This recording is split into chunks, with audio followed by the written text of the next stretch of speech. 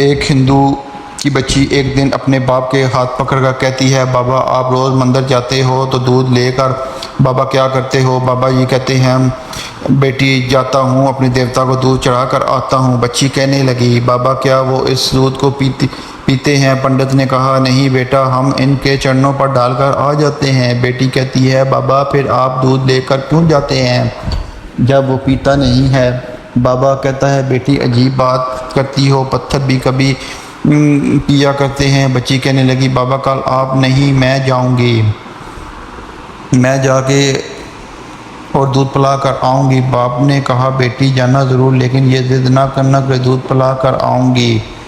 बच्ची ने कहा कि बाबा इजाज़त तो दें। पंडित ने कहा, बेटी मर्ज़ी है। दूसरे दिन बच्ची ने दूध लिया, मंदिर पहुँचे।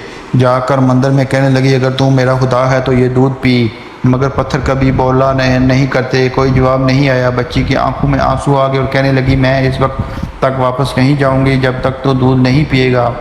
इसरार पर इसरार, कोई जवाब ना आया। बच्ची कहने लगी, आज तो दूध पी ले, वरना तेरे कदमों में मैं अपनी जान दे दूंगी। बच्ची अपना सर बुत के आगे ज़मीन पर मारना शुरू कर देती है। बच्ची के सर से खून बहना शुरू हो जाता है।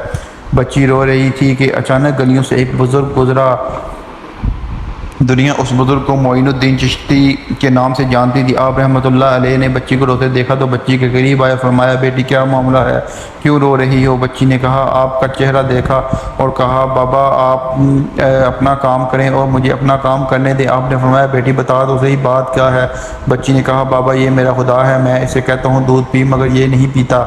आपने समझाया, बेटी ये पत्थर है, दूध नहीं पिएगा। उसने कहा, मैंने कसम खाई है जब तक ये दूध नहीं पिएगा मैं वापस नहीं जाऊंगी, ये उसको दूध पीना पड़ेगा या फिर मैं अपनी जान दे दूंगी।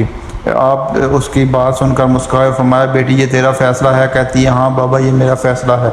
आप रहमतुल्लाह आगे बढ़ते हैं और उस बुत को कान से पकड़ कर कहते हैं, देखता नहीं बच्ची का खून बह रहा है और दूध क्यों नहीं पी लेता? इतना कहना था कि बुत में जान आ गई। हाथ आगे बढ़ते ही बोतल हाथ में प्याला लिए उठाए और दूध पीना शुरू कर दिया।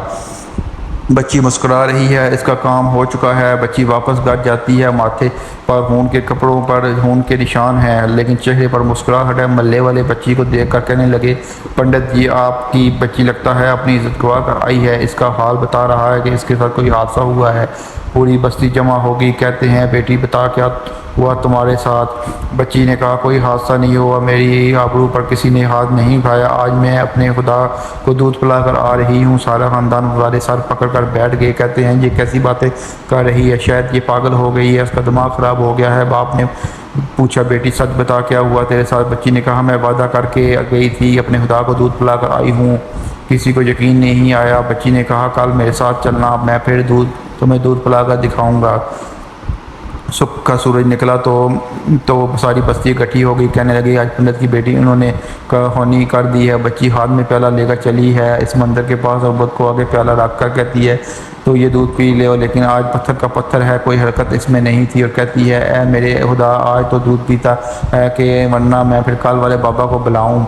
इतना कहना था कि पत्थर में जान आ गई, दूध का प्याला पकड़ लेता है और दूध पीना शुरू कर दिया। बस्ती वालों ने कहा, है बेटा बता तो सही, वो कल वाले कौन हैं जो उससे दूध पिला कर गए हैं? बच्ची ने कहा, नाम नहीं मालूम, कहाँ से आए हैं नहीं मालूम, लेकिन आए इधर से गए इधर है। पूरी बस्ती दौड़ती है कि एक दरख्त के नीचे ख्वाजा गरीब नवाज हज़रत मोइनुद्दीन चिश्ती अजमेर रहमतुल्लाह अलैह तशरीफ़ फरमा है। पास आकर कहती है, बाबा क्या तुम ही हो जिसने पत्थर को दूध पिलाया? ख्वाजा गरीब नवाज मुस्कुराते फरमाया, हाँ मैं ही हूँ। सब कदमों में गिर जाते हैं, कहते हैं, बाबा हमें बताओ वो कौन सा जादू है जिससे पत्थर दूध पीना लगता है? ख्वाजा गरीब नवाज फरमाते हैं, किसी मंत्र जादू की वजह नहीं, ये ताकत मेरे परवरदिगार की है। साहब ने कहा, बाबा बताओ तो सही तुम्हारा परवरदिगार कौन है?